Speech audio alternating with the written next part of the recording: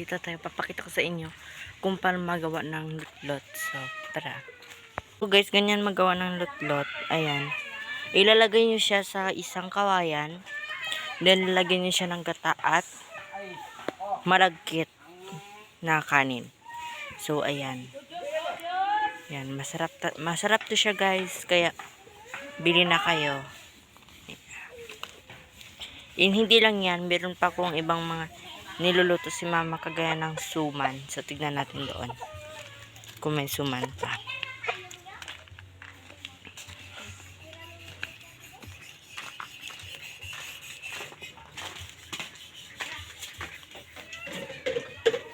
So, ayan guys, nandito yung suman naming ginano.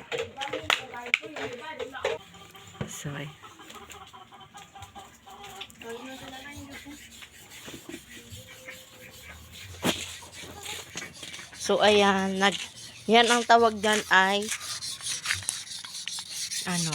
hasa.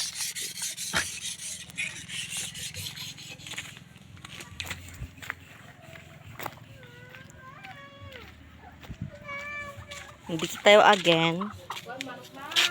Shhh. So, ayan.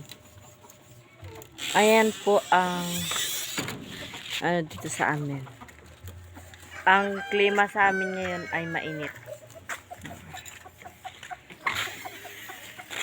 So, tapos ng luto guys is babalatan na po yan siya. Yan. Pag nabalatan na po yan, ang buong kawayan na yan, ay hahatiin na yan siya. May sukat po yan. Ganyan yung sukat niya. Tapos, ating video, maraming salamat sa panonood.